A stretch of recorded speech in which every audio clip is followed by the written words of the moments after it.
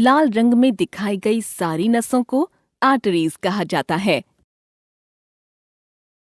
Artery खून को दिल से शरीर के दूसरे अंगों तक पहुंचाती है। इंटरनल कैरोटिड आर्टरी या ICA दिमाग के अंदर खून भेजती है।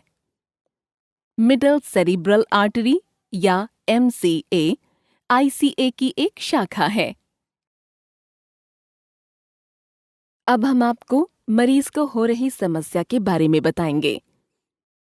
कुछ मरीजों में दिमाग तक खून लाने वाली आर्टरीज में ज्यादा फैट होता है। फैट का एक छोटा हिस्सा अपने स्थान से हट सकता है और दिमाग की आर्टरीज में जा सकता है। यह थक्का लाल आर्टरी को जाम कर सकता है और दिमाग के उस भाग में खून के बहाव को जाने से रोक सकता है। इस बीमारी को डॉक्टरी भाषा में स्ट्रोक कहा जाता है। कुछ मरीजों के दिल में थक्का हो सकता है, जो खून के साथ बहकर दिमाग की आर्टरीज में पहुंच सकता है। यह आर्टरी को भी जाम कर सकता है और स्ट्रोक का कारण बन सकता है। आर्टरी के जाम होने से मरीज को कई दिक्कतें होती हैं। इस बीमारी की जांच करने के लिए 3 तरह के टेस्ट्स किए जाते हैं। CT स्कैन यह पहचानने के लिए किया जाता है कि क्या आर्टरी को जाम करने वाले खून के थक्के को देखा जा सकता है, और यह पता लगाने के लिए कि इससे दिमाग को अब तक क्या नुकसान पहुंचा है। इसके बाद थक्के का स्थान देखने के लिए CT एंजियोग्राम टेस्ट किया जाता है। MRI स्कैन यह पहचानने के लिए किया जाता है कि दिमाग को किस जगह पर और कितना नुकसान हुआ है।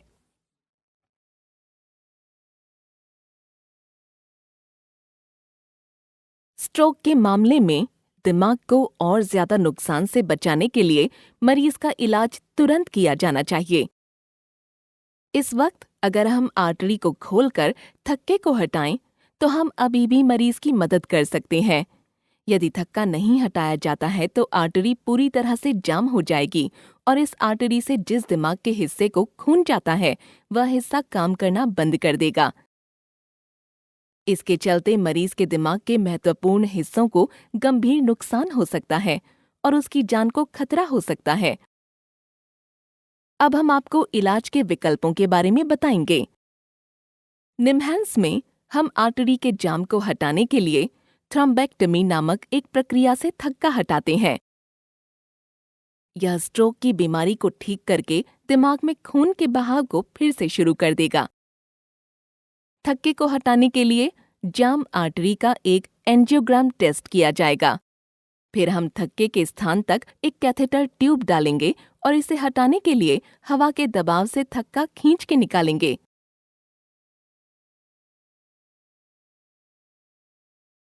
इलाज के समय हम आर्टरीज के अंदर एक दवा डालने का फैसला कर सकते हैं, ताकि थक्के को गलाया जा सके और आर्टरी के जाम को साफ किया जा सके।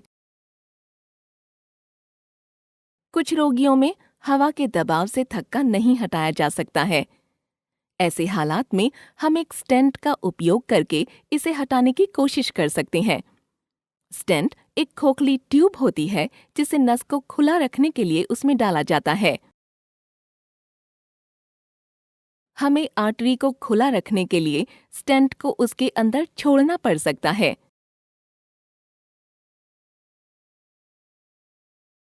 इलाज के बाद मरीज को न्यूरोलॉजिकल देखभाल की आवश्यकता होगी और उन्हें न्यूरोलॉजी ICU या वार्ड में रखा जाएगा।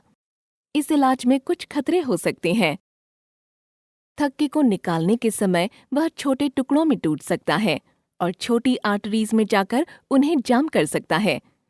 यह दिमाग और शरीर के लिए कुछ नई दिक्कतें पैदा कर सकता है, लेकिन इसका अनुमान पहले से नहीं लगाया जा सकता। कई बार थक्का हटाना मुश्किल हो सकता है और फिर आर्टरी को साफ नहीं किया जा सकता है। थक्के को हटाकर हम दिमाग को और नुकसान से बचाने की कोशिश कर रहे हैं। हालांकि जो नुकसान पहले ही हो चुका है उसे ठीक नहीं किया जा सकता। यदि कोई दिक्कत होती है और मरीज के दिमाग या शरीर में नई समस्याएं हो जाती हैं, तो मरीज के अस्पताल या आईसीयू में रहने का समय बढ़ सकता है। यदि मरीज को कार्डियक या दिल की समस्याएं हैं जो स्ट्रोक का कारण हैं, तो उन्हें उसकी देखभाल की ज्यादा जरूरत हो सकती है। क्योंकि निम्हांस में कार्डियोलॉजी विभाग नहीं है, इसलिए मरीज को हार्ट संबंधी विशेष अस्पताल में भेजना होगा। मरीज के हार्ट संबंधी स्थिति का इलाज के अंतिम परिणाम पर प्रभाव पड़ सकता है। हमें उम्मीद है कि यहाँ हमने आपको जो कुछ बताया है उससे आपको मरीज की हालत और इलाज को समझने में मदद मिली होगी।